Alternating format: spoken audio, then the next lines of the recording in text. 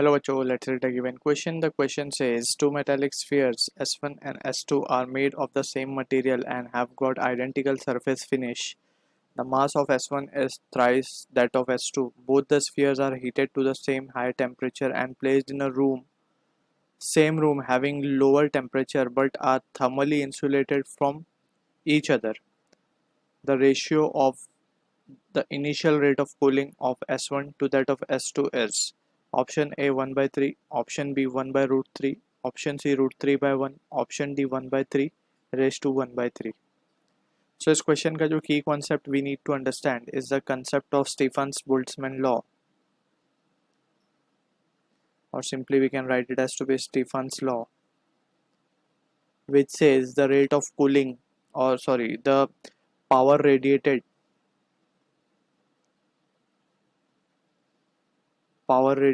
is equals to sigma a t to the power 4. ठीक है. अब अगर हम बात करें, let suppose we have a body जो कि किसी टेम्परेचर टी पर है, ठीक है, and it is radiating energy in all the directions and temperature of surrounding is T naught, let suppose. तो हम क्या लिख सकते हैं इस एक्सप्रेशन को? Power radiated. पावर बेसिकली क्या है? रेट ऑफ एनर्जी ट्रांसफर है.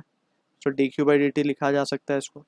It can be written as E sigma. E Q लगा रहे हैं, एमिसिविटी है ये basically. For black body it is 1, for another कोई अलग बॉडी होगी तो उसकी ई की वैल्यू अलग होगी कुछ, ठीक है. तो E sigma A T raise to 4 minus T not raise to 4.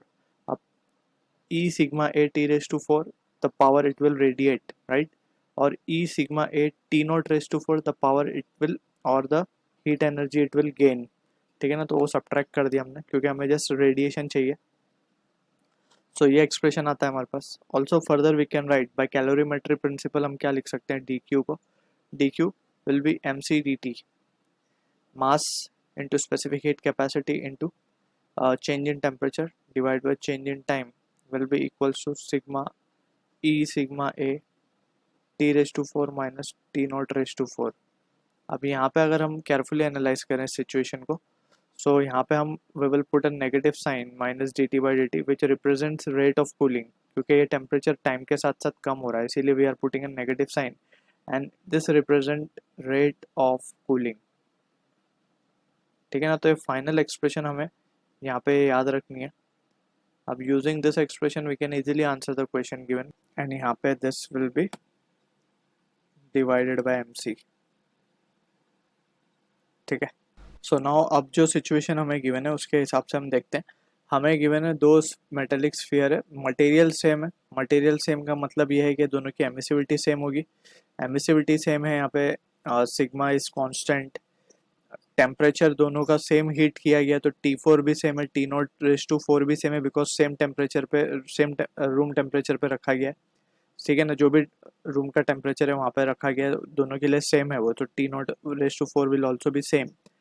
मास के बारे में वी हैव द रिलेशन, और सेम मटेरियल है इसलिए specific heat capacity will also be the same. But area के बारे में nothing is been mentioned, so area के लिए हमें थोड़ा वर्कआउट करना पड़ेगा.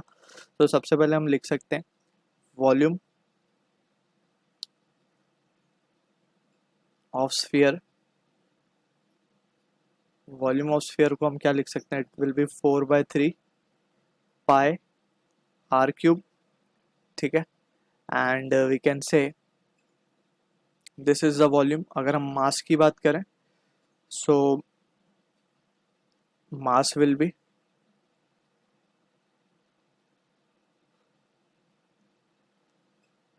It will be 4/3 pi R cube into rho. Density into volume हो जाएगा, ठीक, क्योंकि volume is mass, density is mass upon volume, ठीक है ना. तो ये मास ऑफ स्फीयर आ गया. अब ऑल्सो हमें एरिया के लिए काम करना है, so area we can write surface area of sphere, जिसको हम ए बोल रहे हैं, that will be equals to 4 pi r square, right. अगर हम ध्यान से देखें तो फ्रॉम दिस एक्सप्रेशन हम आर की वैल्यू निकाल सकते हैं मास ऑफ स्फीयर के एक्सप्रेशन से. We can substitute 4 pi rho r cube की जगह, सॉरी 4 पाई आर स्क्वायर है, राइट। आर की जगह r we can replace it with mass of sphere के एक्सप्रेशन में से, that is 3m upon 4 pi rho the whole raise to 2/3 हो जाएगा, ठीक है। 1/3 होगा तो यहाँ पे ऑलरेडी स्क्वायर है, so this will be the case. Just हमने यहाँ से आर की वैल्यू निकाली है from this mass expression and we have substituted in surface area के एक्सप्रेशन में। सो ये हमें एरिया का एक्सप्रेशन मिल गया। एक्चुअली दिस हम चाह रहे थे कि हमें मास के टर्म्स में या फिर डेंसिटी के टर्म्स में कोई रिलेशन मिल जाए एरिया का, that we have taken out. अब यहाँ पे जस्ट हम देख सकते हैं कि देयरफॉर रेट ऑफ कूलिंग, सबसे पहले तो हम यहाँ से इनवर्स रिलेशन विथ मास तो दिख ही रहा था। एरिया के अकॉर्डिंग अगर हम बात करें तो area since rate of cooling से डायरेक्टली प्रोपोर्शनल है, एंड एरिया जो है वी कैन सी के मास के 2/3 m/2/3 उससे भी प्रोपोर्शनल आ रहा है।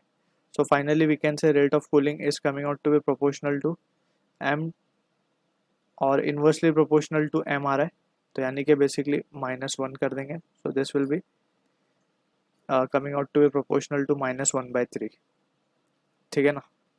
तो सिंपली हम इसको ऐसे लिख सकते हैं, is coming out to be proportional to -1/3। तो this is how we can write the value, और इसको सिंपली इस तरीके से बोलते हैं कि is inversely proportional to this. Clear.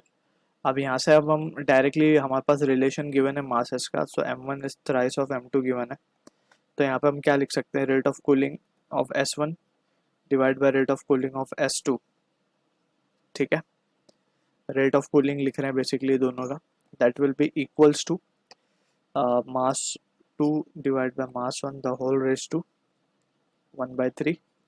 अब m2 हमें गिवन है, m1 गिवन है थ्राइस ऑफ m2, तो 1/3 रेज टू 1/3 आएगा answer. So this is the answer for the question, जो कि मैच होगा ऑप्शन डी के साथ, ठीक है ना।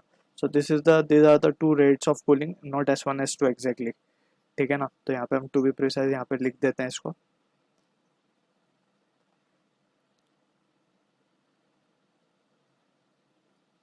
Cooling of S1 and these are the rates of S2, ठीक है। So D will be the answer for this. I hope you understood the solution. All the best.